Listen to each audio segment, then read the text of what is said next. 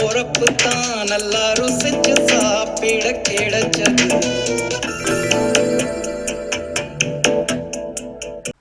Hello friends, welcome to சமைக்க போவது யார்.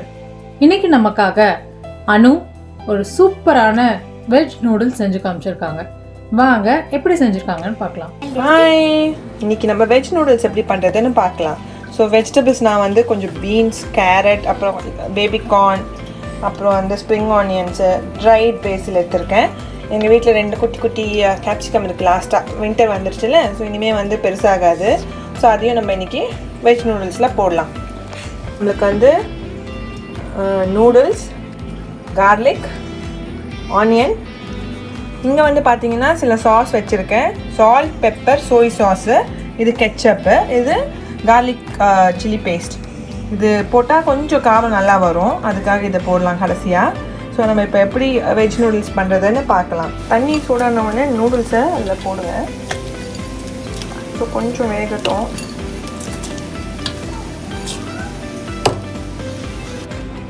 என்னதான் நம்ம வெஜ் நூடுல்ஸ் சொன்னாலும் எங்கள் வீட்டில் வந்து சிக்கன் இல்லைனா எக் இல்லாமல் நூடுல்ஸ் இறங்காது. அதனால் கொஞ்சமாக நம்ம எக்கை வந்து பொரிச்சு எடுத்துக்கலாம். அதை கடைசியாக நூடுல்ஸில் ஊற்றிக்கலாம். கொஞ்சம் எண்ணெய் ஊற்றிக்கோங்க.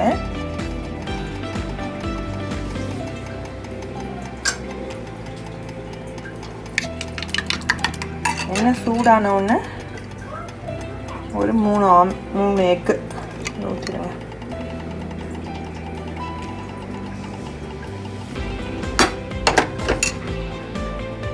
இதில் கொஞ்சம் உப்பு, கொஞ்சம் பெப்பர்,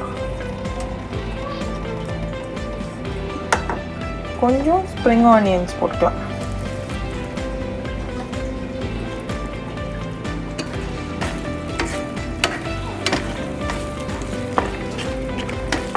நல்லா கலந்து விட்டுக்கோங்க.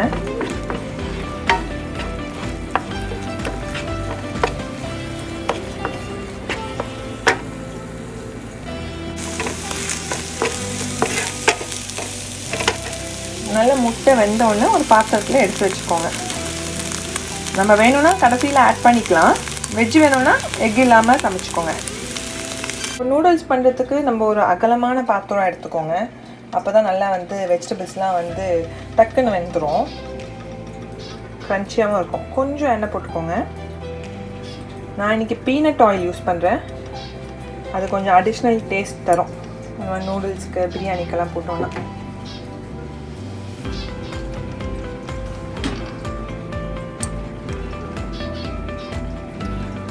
எண்ணெய் சூடானோடனே கார்லிக் சின்னதாக வெட்டி வச்சுனோடனே அந்த கார்லிக் ஆட் பண்ணிக்கோங்க.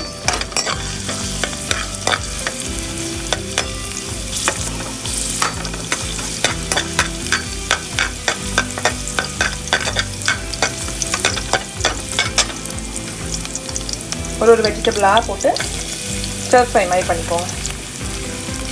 ஆனியன் ரொம்ப வேக வேணாம், க்ரன்ச்சியாக இருந்தால் தான் நூடுல்ஸ்க்கு நல்லாயிருக்கும். ஸோ ஹை ஃப்ளேமில் வச்சு ஒரு 1 மினிட் சாட்டே பண்ணிங்கனாவே போதும்.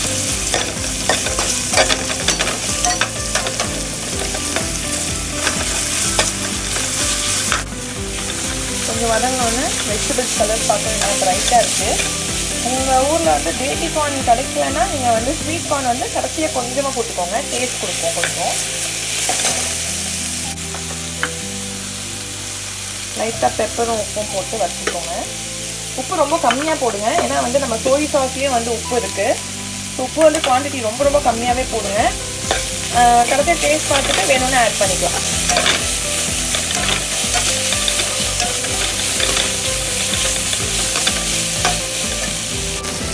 இந்த வெஜிடபிள்ஸோட கடைசியாக நம்ம குட்டி கேப்சிகம், இதுதான் ரொம்ப ஸ்பெஷல் இன்னைக்கு.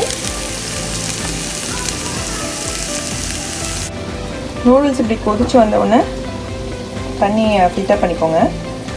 இப்படி ட்ரெயின் பண்ணவுடனே கொஞ்சம் எண்ணெய் போட்டுக்கோங்க, ஸோ ஒட்டாமல் இருக்கும்.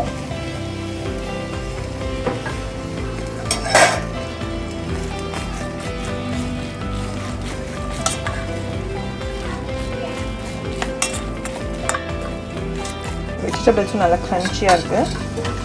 இப்போது இந்த நூடுல்ஸை இதில் போடுங்க. போட்டுருங்க.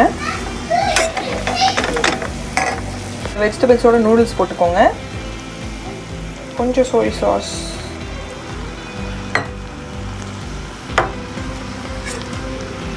ஒரு ஸ்பூன் சில்லி கார்லிக் பேஸ்ட், கொஞ்சம் கெச்சப்,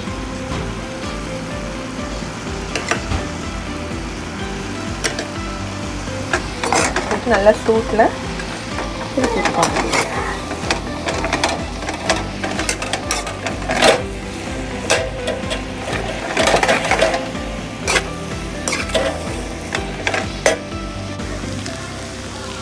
எப்படி நல்லா வந்துருக்கு பாருங்கள். இதுக்கு மேலே இந்த ட்ரை பேசிலும் ஸ்ப்ரிங் ஆனியன்ஸும் போட்டுருங்க.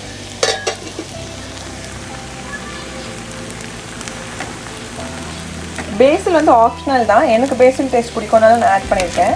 உங்களுக்கு வேணும்னா நீங்கள் விட்டுருங்க.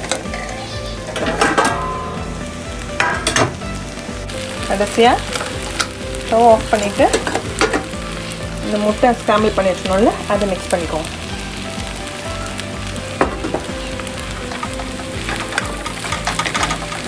எக் இல்லைனா வெஜ் நூடுல்ஸ் ரெடி.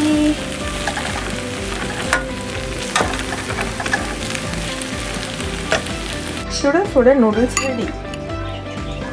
இந்த வெஜிடபிள்ஸும் இருக்குது. சாஸ்லாம் நான் கொஞ்சம் கம்மியாக போட்டிருக்கேன், ஏன்னா என் குழந்தையும் சாப்பிட்ணுன்னால. உங்களுக்கு வேணும்னா சில்லி சாஸ் கொஞ்சம் ஜாஸ்தி போட்டுக்கோங்க. நன்றி, வணக்கம். என்னங்க நூடுல்ஸ் எப்படி செஞ்சுருக்காங்கன்னு பார்த்தீங்களா? இந்த ரெசிபியை உங்கள் வீட்டில் ட்ரை பண்ணுங்கள். இந்த வீடியோ பிடிச்சிருந்ததுன்னா லைக் பண்ணுங்கள். அப்படியே சமைக்க போவது யார் சேனலுக்கு சப்ஸ்கிரைப் பண்ணிடுங்க. கூடவே இந்த பெல் ஐக்கனையும் கிளிக் பண்ணிடுங்க. நன்றி, வணக்கம்.